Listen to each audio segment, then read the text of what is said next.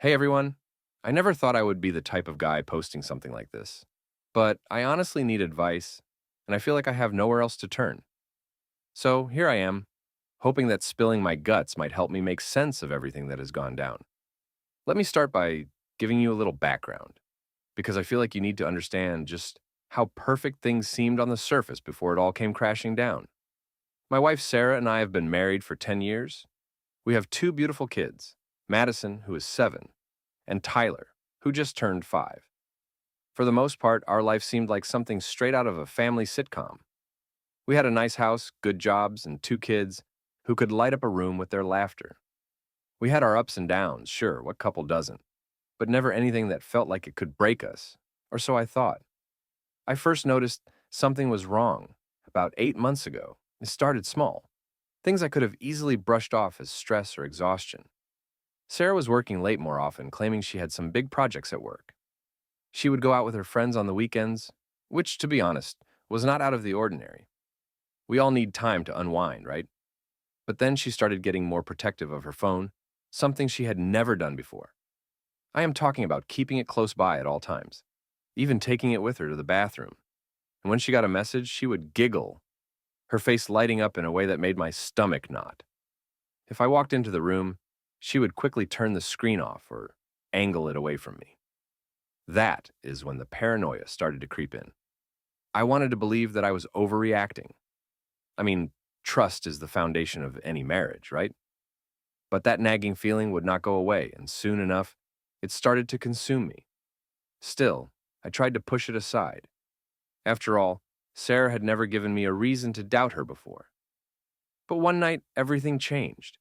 It was a Friday. I remember that because I had come home from work early, thinking I would surprise her with a nice dinner. The house was quiet when I walked in, which was odd. No sign of Sarah, no kids. I called her and she answered with a slightly annoyed tone, telling me she had taken Madison and Tyler to the park. Something about the way she said it set off alarm bells in my head. She had never mentioned going to the park earlier that day, and I knew Sarah. She liked to plan things in advance, especially when it came to the kids. When she got home, something was off. Sarah looked flustered, almost like she had been caught off guard by my early return. She gave me a quick kiss, but her eyes darted around the room as if she was searching for an explanation she had not thought through yet. The kids ran to me, excitedly telling me about their day, but Sarah seemed distant. That was the moment I knew. I did not have concrete evidence yet, but my gut screamed at me that something was wrong. Very wrong. I started paying closer attention after that day, noticing all the little things that did not add up. She would come home late from work, always with an excuse ready. The meeting ran over. I had to finish up some things. Sometimes she smelled like a mix of alcohol and perfume that was not hers. There were times she would come home looking almost too cheerful, like she had just gotten away with something. Her energy was different, like she was hiding a part of herself from me. Then one night it all came crashing down. Sarah had gone out with her friends, or at least that is what she had told me. The kids were with my parents for the night, so I had the house to myself. As I sat there alone, my mind started racing. That gnawing feeling of doubt I had tried to suppress for so long was now at the forefront of my thoughts. I could not take it anymore. I went into our bedroom, and there it was, her phone charging on the nightstand. My heart pounded as I stared at it. I knew I should not invade her privacy, but something inside me was screaming for answers. I picked it up and unlocked it, knowing her password from the countless times she had entered it right in front of me. And there they were, the messages. Flirty, intimate texts between her and a guy named Ryan, someone I had never heard of before. My stomach turned as I scrolled through the conversation, reading the words that shattered everything I thought I knew about my wife. They were talking about things they had done together, things that she had not done with me in years. I felt sick, my hands shaking as I took screenshots of the messages. I knew I would need them later. The worst part was how long it had been going on, over a year. An entire year of lies, of deception. She had been with Ryan, while I had been clueless, thinking we were just going through a rough patch. How could I have been so blind? My initial shock turned to anger. I wanted to confront her right then and there, to scream, to demand answers. But I knew I had to be smart about this. I needed more than just a confrontation. I needed to gather my thoughts, figure out what I wanted to do next. For the next few days, I felt like a zombie. I went through the motions of life, work, taking care of the kids, but my mind was consumed with what I had found. Every time I looked at Sarah, all I could see was the woman who had betrayed me, the woman who had broken the vows we made to each other. But I played it cool, biding my time until I could confront her in the right way. The breaking point came on a night when Sarah told me she was going out with her friends again. This time, I did not believe a word of it. I told her I would take the kids to my parents' house for the weekend, but in reality, I had other plans. After I dropped the kids off, I circled back to the house and parked a few blocks away.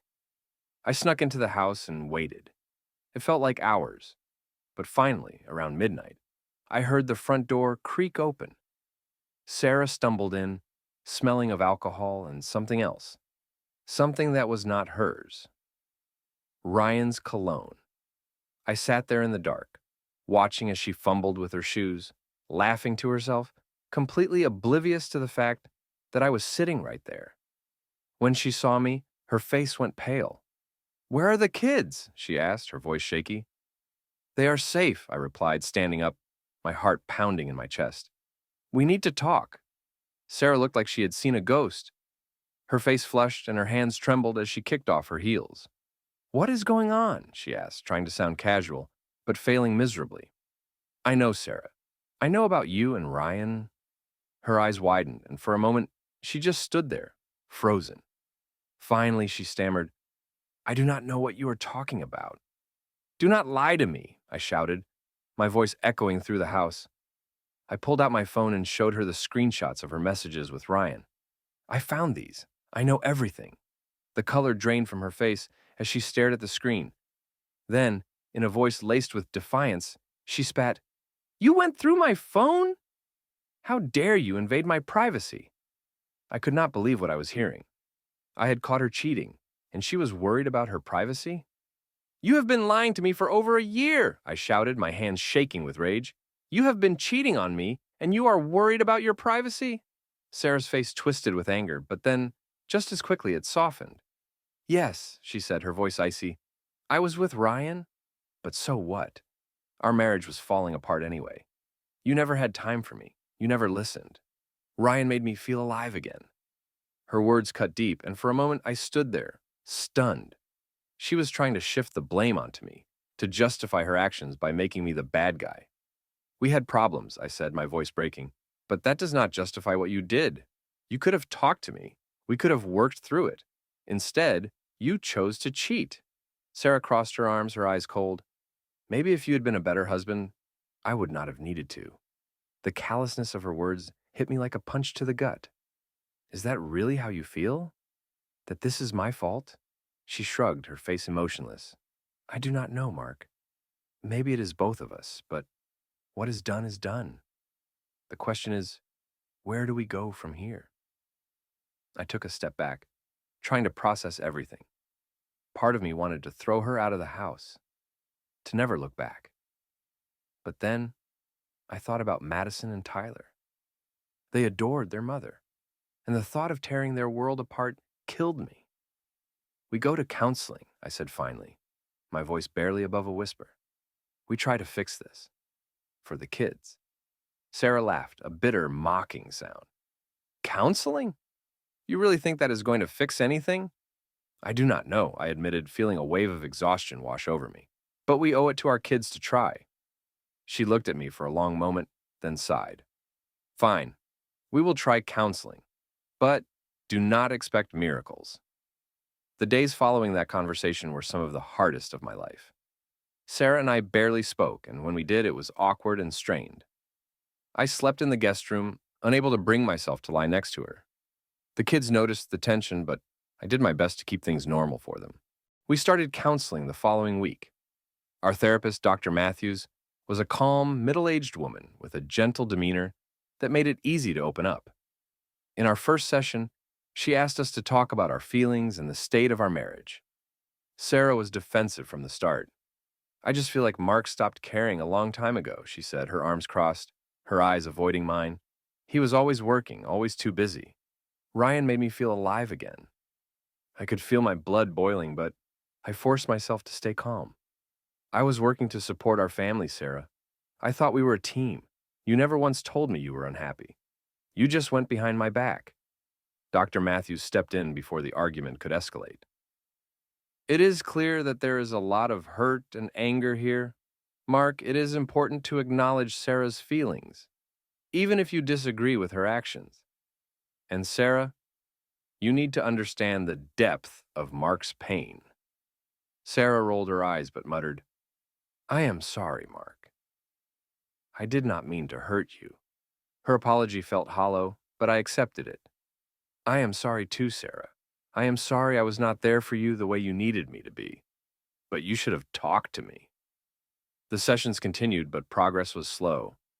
Sarah often seemed detached, like she was just going through the motions.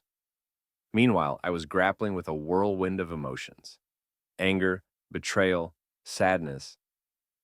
I wanted to fix things for the sake of our kids, but I was starting to wonder if it was even possible. Then, one night, I came home from work and found Sarah on the phone. She quickly hung up when she saw me, a guilty look flashing across her face.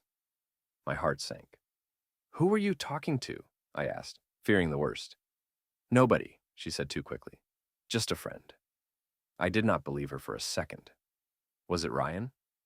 She hesitated, then nodded. He just wanted to see how I was doing. It is nothing, Mark. I swear I felt a surge of anger. You are still in contact with him? After everything? Sarah's face hardened. He is a friend, Mark. I needed someone to talk to. I could not believe what I was hearing. We are supposed to be fixing our marriage, Sarah. How can we do that if you are still talking to the man you cheated with?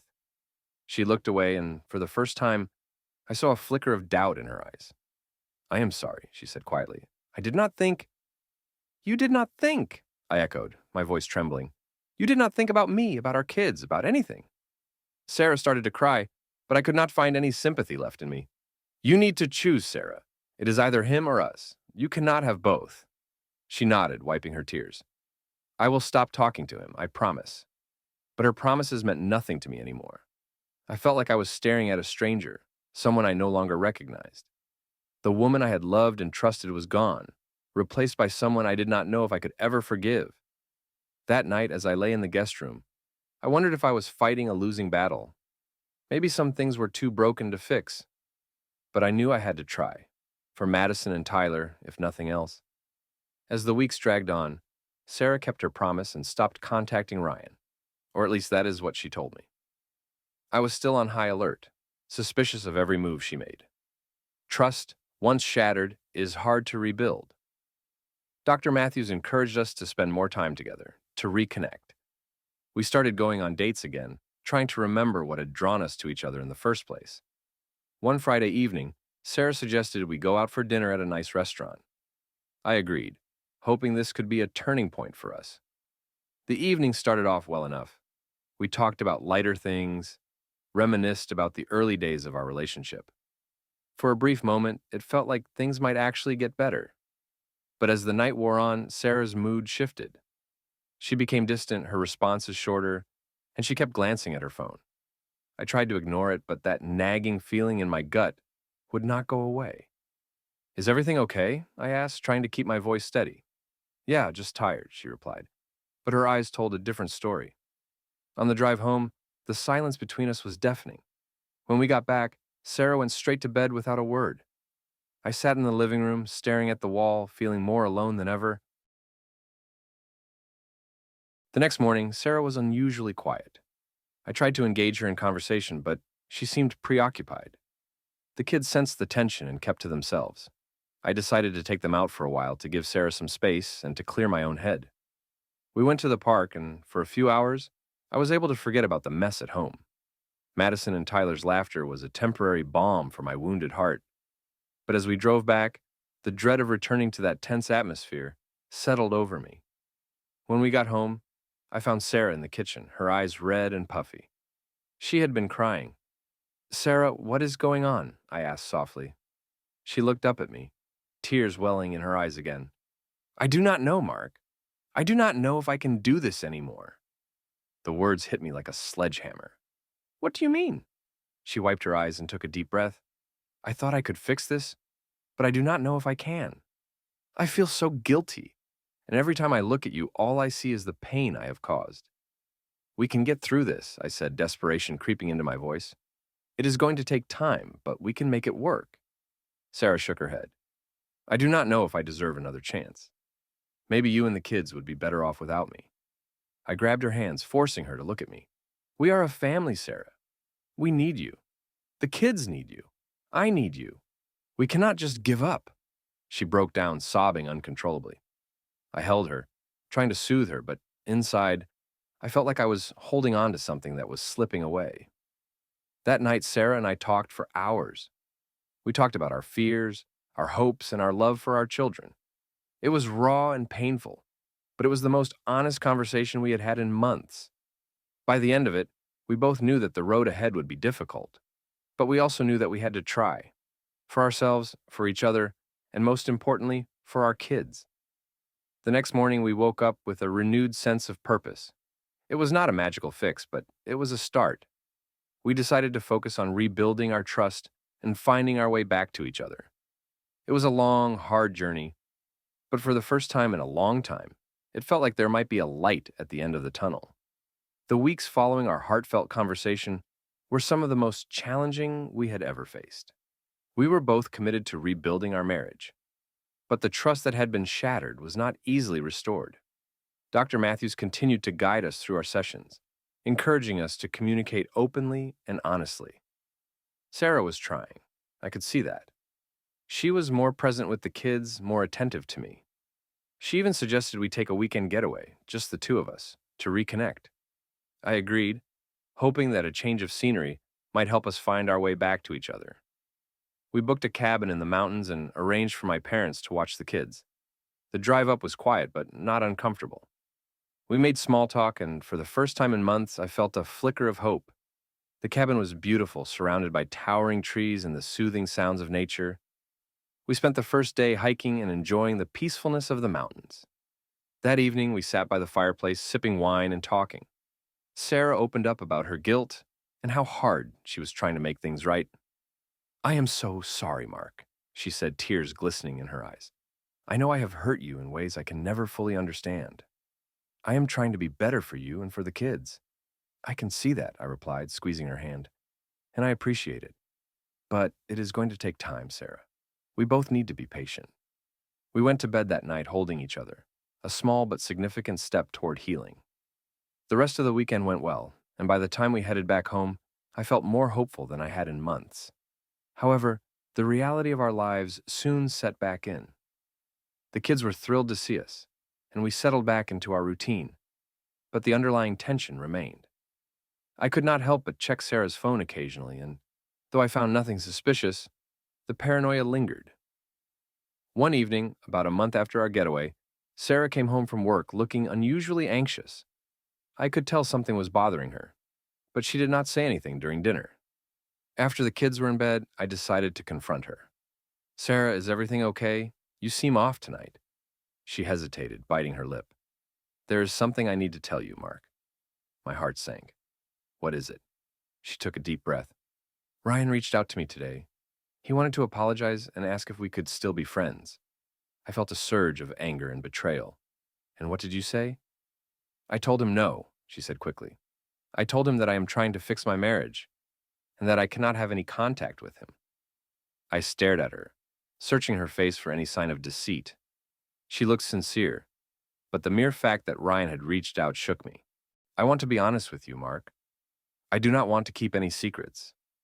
I am committed to us, and I need you to know that. Her words were reassuring, but the fear of another betrayal lingered. I appreciate your honesty, Sarah, but you need to understand how hard this is for me. Every time something like this happens, it brings back all the pain. She nodded, tears streaming down her face. I know, and I am so sorry. I will do whatever it takes to prove to you that I am serious about making this work. We hugged, a fragile peace settling between us. The next few days were tense but manageable. We continued with counseling and tried to focus on the positive steps we were taking. Then, one afternoon, Sarah came home early from work, a worried look on her face. "Mark, we need to talk." "What is it now?" I asked, bracing myself for more bad news. "I think someone has been following me," she said, her voice trembling. "I have noticed a car parked near my office and our house, and it has been there too often to be a coincidence." A chill ran down my spine. "Did you get a good look at the driver?" She shook her head. "No, but I have a bad feeling about this. What if it is Ryan?" The thought had not crossed my mind, but it made sense. Ryan could be angry that Sarah had cut him off and was trying to scare her. "We need to call the police," I said. Sarah nodded, looking relieved that I believed her. "I will do it first thing in the morning." That night, we both slept uneasily, the fear of being watched hanging over us. We were trying to move forward, but it seemed like the past was not done with us yet.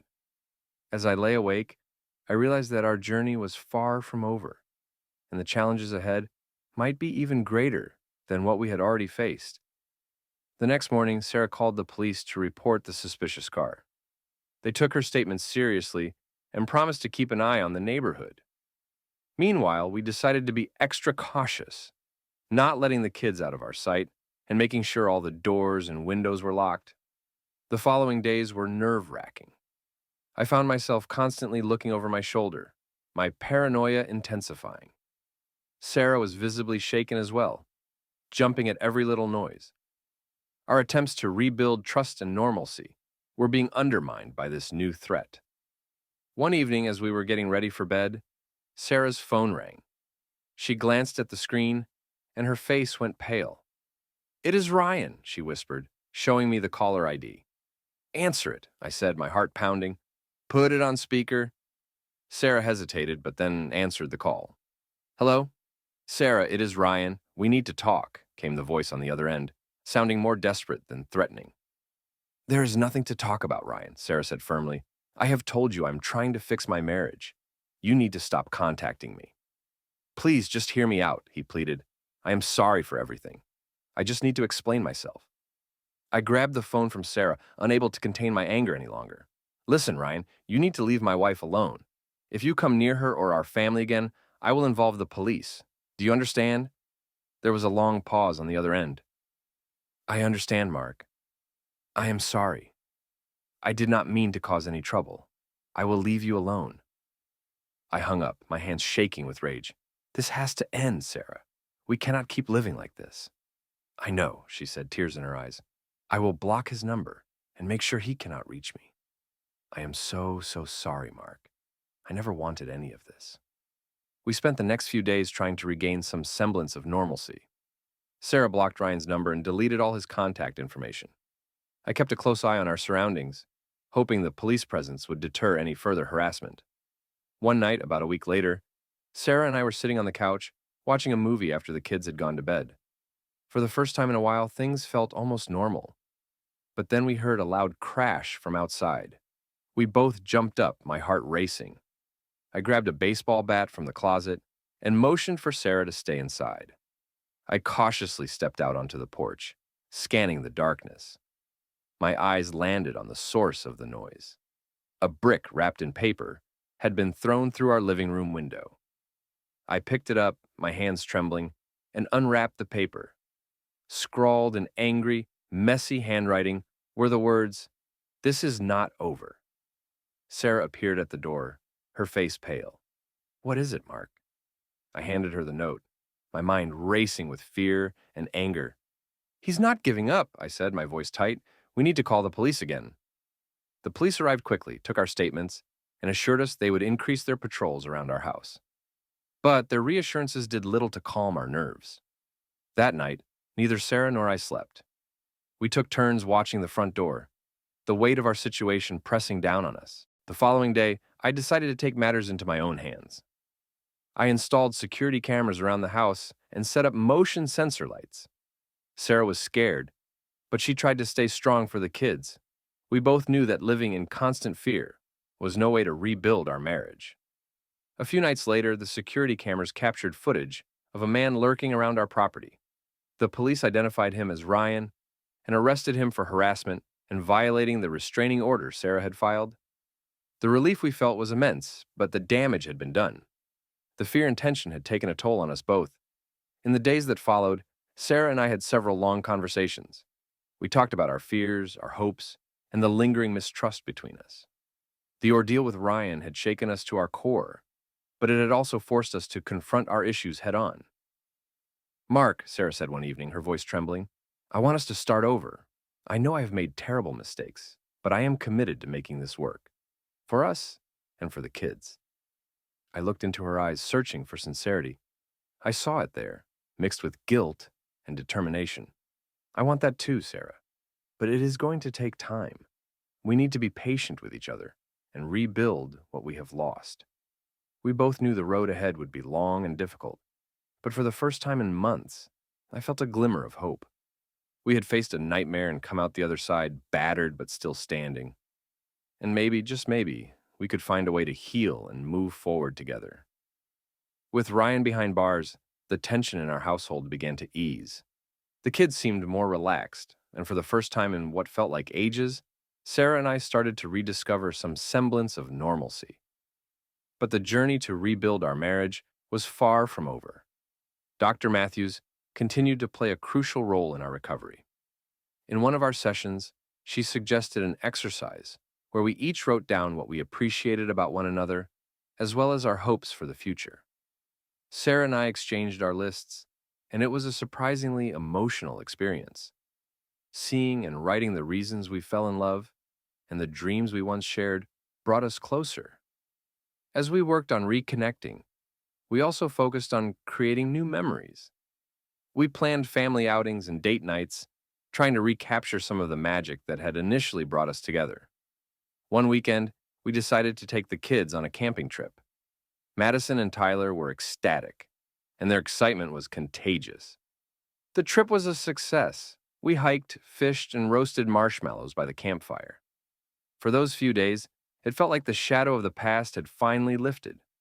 Sarah and I shared moments of genuine connection, laughing and talking late into the night as the kids slept in the tent. Back home, the routine of daily life resumed, but there was a noticeable shift in our dynamic. Sarah was more open, more engaged, and I made a conscious effort to be present and attentive. Trust was slowly being rebuilt, brick by brick. One evening, a few months after the camping trip, Sarah and I were sitting on the porch, watching the sunset. The kids were playing in the yard, their laughter filling the air. It was one of those rare, perfect moments. "Mark," Sarah said softly, breaking the comfortable silence, "I need to tell you something." My heart skipped a beat. The last time she had said those words, my world had turned upside down. "What is it?" She took a deep breath, her eyes fixed on the horizon. "I want to renew our vows." Her words took me by surprise. I had not expected this, but the more I thought about it, the more it made sense. Renewing our vows could be a way to symbolize our commitment to each other and our family. A fresh start. "I think that is a wonderful idea," I said, reaching for her hand. We began planning the vow renewal ceremony together. We wanted it to be a small, intimate affair with just close family and friends. The kids were excited, especially Madison, who loved the idea of being a flower girl. As the date approached, I found myself reflecting on the past year, the pain, the betrayal, the fear, everything we had endured. But I also thought about the progress we had made, the steps we had taken to heal. Sarah had shown genuine remorse and commitment to making things right, and I had worked hard to let go of the anger and resentment. The day of the ceremony arrived, and it was perfect. We chose a quiet spot in a nearby park, surrounded by blooming flowers and the gentle hum of nature. Madison and Tyler stood by our sides, their faces beaming with happiness. As Sarah and I stood before our family and friends holding hands, I felt a sense of peace. We recited our vows, promising to love and honor each other anew. The words held more weight this time, carrying the gravity of everything we had been through. "I love you, Mark," Sarah said, tears streaming down her face. "Thank you for giving us another chance." "I love you too, Sarah," I replied, my voice thick with emotion. "Here is to our new beginning." We sealed our vows with a kiss, and our loved ones cheered, For the first time in a long time, I felt hopeful about the future. We still had a lot of work to do, but I knew we were on the right path. That night, as we lay in bed, Sarah nestled close to me. "Thank you, Mark, for everything." I kissed her forehead. "We are in this together, Sarah. Always." As I drifted off to sleep, I felt a sense of contentment. Our marriage had been tested in ways I never could have imagined, but we had come out the other side stronger. We had found a way to move forward, and for that, I was grateful. In the months following our vow renewal, life gradually began to settle into a new normal. Sarah and I continued our counseling sessions with Dr. Matthews, working on communication and trust. We both understood that healing was a process, and we were committed to seeing it through. One day I came home from work to find Sarah sitting on the porch, a thoughtful look on her face. She smiled as I approached, but I could tell something was on her mind. "Hey, what is up?" I asked, sitting down beside her. She sighed, running a hand through her hair. "I have been thinking a lot about us and everything we have been through. I know we have made progress, but there is something I need to get off my chest." I felt a pang of anxiety. "What is it?" Sarah looked at me, her eyes filled with sincerity. "I have been offered a promotion at work. It is a great opportunity, but it would require me to travel frequently. I am worried about what it would mean for us and our family." I took a deep breath, considering her words. The idea of her being away so often was unsettling, but I did not want to stand in the way of her career. "How do you feel about it?" "I am excited but scared," she admitted. "I do not want to jeopardize everything we have worked so hard to rebuild. I want to make sure we are strong enough to handle this." I reached for her hand, squeezing it gently. "Sarah, I believe in us. We have come a long way, and I think we can handle anything as long as we communicate and stay committed to each other. If this promotion is something you want, then I support you." Tears welled up in her eyes. "Thank you, Mark. That means the world to me." Over the next few weeks, we discussed how we would manage her new schedule. We made a plan to keep in touch through regular video calls and set aside time for family activities whenever she was home. It was not going to be easy, but we were determined to make it work. Sarah accepted the promotion, and soon, her new role began. The first few trips were challenging, but we stayed connected, and the kids adapted surprisingly well. They were proud of their mom, and I made sure to keep things running smoothly at home. One evening, while Sarah was away on a business trip, I received a call from her. She sounded excited and a bit nervous. "Mark, I need to tell you something." "What is it?" I asked, curious. "I have been asked to give a keynote speech at an upcoming conference," she said. "It is a huge honor, but I am terrified." "Sarah, that is amazing," I exclaimed. "You're going to do great." "I have no doubt about it." Her voice softened. "I wish you could be here with me. I miss you." "I miss you too," I replied, "but I will be cheering you on from home. You have got this." The night of her speech, the kids and I watched a live stream of the event. Sarah was poised and confident, delivering her speech with grace and passion. I could not have been prouder. When she called me afterwards, she was elated. "I did it, Mark. I really did it." "I knew you would," I said, smiling. "You are incredible, Sarah." Her trips became more frequent, but our relationship continued to strengthen. We made the most of our time together, and I found myself falling in love with her all over again. Despite the distance, we were closer than ever. One weekend, Sarah surprised me with a spontaneous trip to a nearby city. She had arranged for my parents to watch the kids, giving us some much-needed alone time. We explored the city, trying new restaurants and visiting local attractions.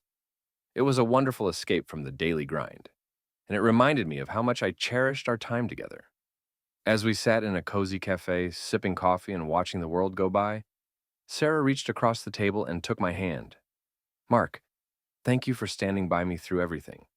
I know it has not been easy, but your support means everything to me." "I love you, Sarah," I said, my heart full. "We have been through hell and back, but we are stronger because of it. I would not trade what we have for anything." She smiled, her eyes sparkling with emotion.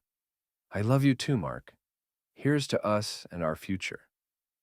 Our relationship was far from perfect, but we had learned to navigate the challenges together. We were a team, and that made all the difference. Every day was a testament to our resilience and commitment to each other. We had faced the darkness and come out the other side, ready to embrace whatever the future held. Time passed, and our lives settled into a new rhythm. Sarah's frequent travels became a part of our routine, and we continued to adapt and grow together. The kids were thriving, and our bond as a family felt stronger than ever. Sarah and I still attended counseling sessions with Dr.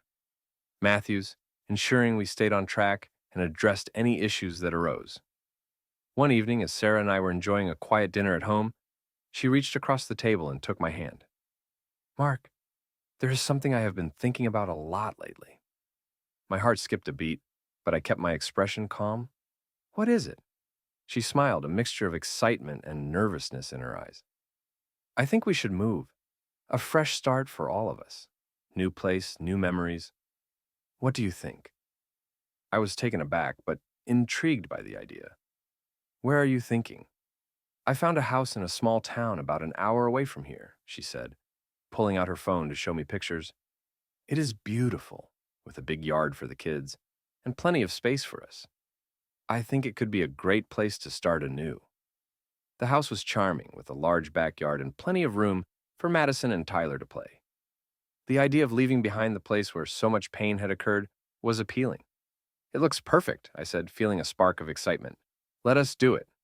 The decision to move was met with enthusiasm from the kids, and within a few months, we were settled into our new home. The change of scenery brought a sense of renewal and hope. We spent weekends exploring the town, meeting new neighbors, and creating new memories. One day, while unpacking boxes in our new home, I came across an old photo album. As I flipped through the pages, I was reminded of all the good times Sarah and I had shared before things went wrong. I showed the album to Sarah that evening, and we spent hours reminiscing about our early years together. "Look at us," Sarah said, pointing to a picture of us on our honeymoon. "We were so happy." "We still can be," I said, pulling her close. "We have come a long way, and I believe our best days are still ahead." Sarah nodded, tears in her eyes. "Thank you, Mark, for never giving up on us." As we continued to settle into our new life, we focused on strengthening our relationship and building a future together. Sarah's career continued to flourish, and I found new opportunities in our new town.